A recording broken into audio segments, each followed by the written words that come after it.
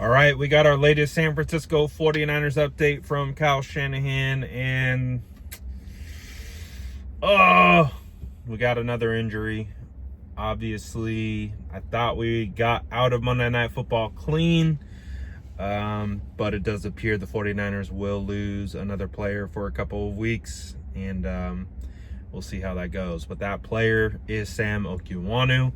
Obviously, the significance is that the San Francisco 49ers just don't have healthy bodies at that defensive end position.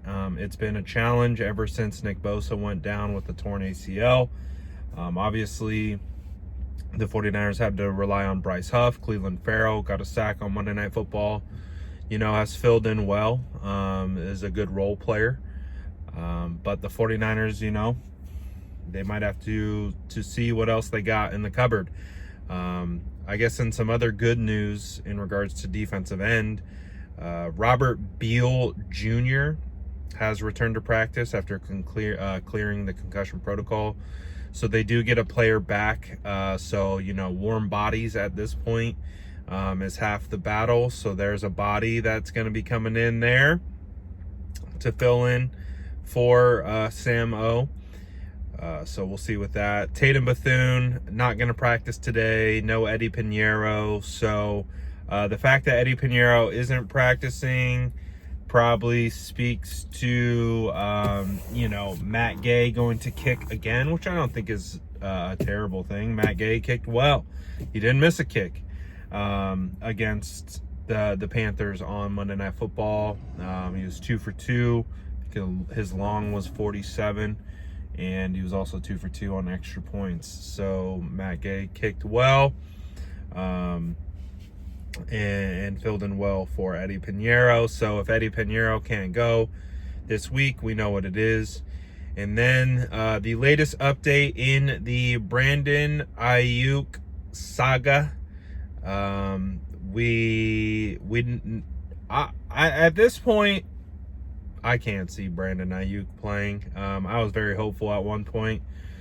But obviously that was before I found out that all of his contract guarantees were voided. So according to Kyle Shanahan, the 49ers will not open up Brandon Aiyuk's practice window this week or the week of the bye. So, and again, now it's all kind of, come to fruition,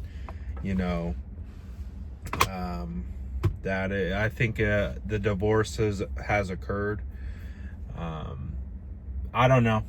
We get a lot of weird mixed messaging out of 49ers headquarters about this situation. Obviously, they've kind of been trying to warm us up to dropping this news, and they did it. But while they've been doing it, they've been pointing to how Brandon Aiyuk could be returning. But I don't know. Is that really true? Is that really the case? I don't know. I have no idea. I have no idea the status of Brandon Aiyuk's health, and I have no idea the status of Brandon Aiyuk with the San Francisco 49ers. So it's a weird situation. Extremely weird. And I don't know. Like I said, I think it would make sense for Brandon Aiyuk to play, just for the simple fact of, what are you going to sign for next year? Are you just going to sign a prove-it deal somewhere, 1 year, minimum type contract, and just do a prove-it year, or have the opportunity to kind of come back and play and, I don't know. But based on kind of the 49ers history with these kinds of things, I would have to believe that, we're probably not going to see Brandon Aiyuk again. If we do, it'd be a surprise. But I think just at this point, that ship has sailed. So, but if not, we'll see. But yeah, those are the updates that we've got. Also to a slight one for Yetur Gross-Matos. I guess Yetur will have the opportunity to return after the bye week potentially, or at least have their practice window opened up.